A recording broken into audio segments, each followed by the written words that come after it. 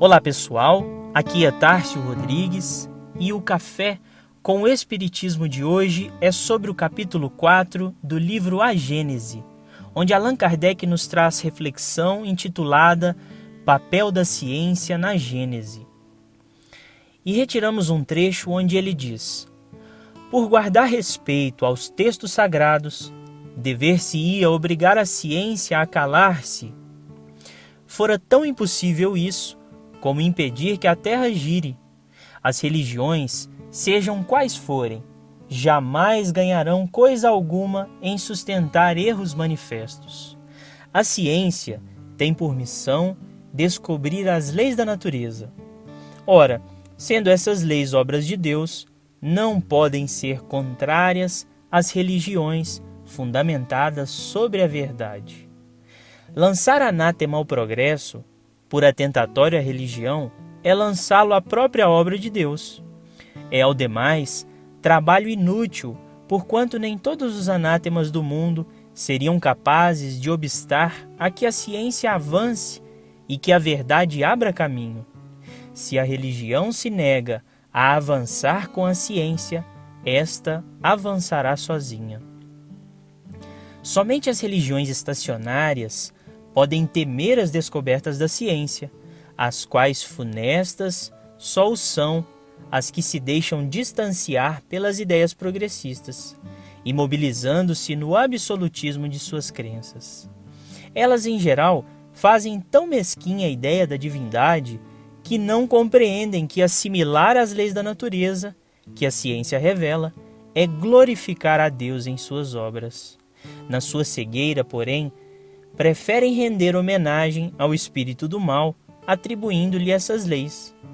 Uma religião que não estivesse, por nenhum ponto, em contradição com as leis da natureza, nada teria que temer do progresso e seria invulnerável. Neste capítulo, Kardec traz um dos aspectos mais basilares do Espiritismo, que é estar fundamentado em fatos concretos, sujeitos à observação e à experimentação constante, para não retomarmos a obscuridade das crenças antigas, em que bastava uma interpretação dos sacerdotes para que os crentes aceitassem a fé sem nenhum lastro da razão. Na reflexão, Kardec demonstra que a ciência avança sempre, nos trazendo novas descobertas e investigando as leis imutáveis da natureza, as quais chamamos no Espiritismo de leis divinas e naturais, e consideramos que, apesar de verdades imutáveis, ainda não descobrimos todas as suas extensões e, portanto, devemos admitir que a ciência é nosso ponto de apoio, inclusive cogitando que, se algum dia alguma descoberta contradizer com fatos e provas alguma interpretação do Espiritismo, nós devemos reformar a nossa crença e mantê-la sempre em acordo com a razão. Ocorre que a ciência pouco investigou das leis morais e espirituais e, portanto, como demonstra Kardec neste capítulo, coube ao fenômeno mediúnico revelar a ciência e ordenamento moral, nos trazendo as primeiras bases em que se assentam as investigações futuras. O codificador reforça ainda que, se os sistemas filosóficos com a metafísica não souberam traçar os contornos do mundo moral, por se apoiarem demasiadamente na especulação e na teoria, a mediunidade foi a chave de observação da ciência espiritual, por se apoiar na experimentação e concordância entre diferentes instrumentos mediúnicos. Como conclui Kardec, a mediunidade foi para o mundo espiritual o que o telescópio foi para o mundo astral e o microscópio para o dos infinitamente pequenos. Permitiu se explorassem e estudassem, por assim dizer, de visu, as relações daquele mundo com o mundo corpóreo. Que no homem vivo se destacasse do ser material o ser inteligente, e que se observassem os dois a atuar separadamente.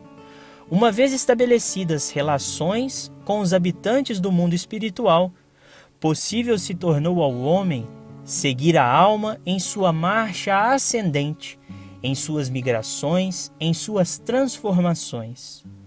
Pôde-se, enfim, estudar o elemento espiritual. Eis aí o de que careciam os anteriores comentadores da Gênese, para compreenderem e lhe retificarem os erros.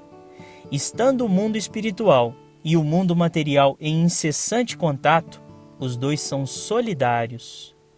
Ambos têm a sua parcela de ação na Gênese. Sem o conhecimento das leis que regem o primeiro, tão impossível seria constituir-se uma Gênese completa, quanto a um estatuário dar a vida a uma estátua. Somente agora, conquanto nem a ciência material, nem a ciência espiritual hajam dito a última palavra, possui o homem os dois elementos próprios a lançar luz sobre esse imenso problema. Eram-lhe absolutamente indispensáveis essas duas chaves para chegar a uma solução, embora aproximativa. Fiquem com Deus e até o próximo episódio do Café com o Espiritismo.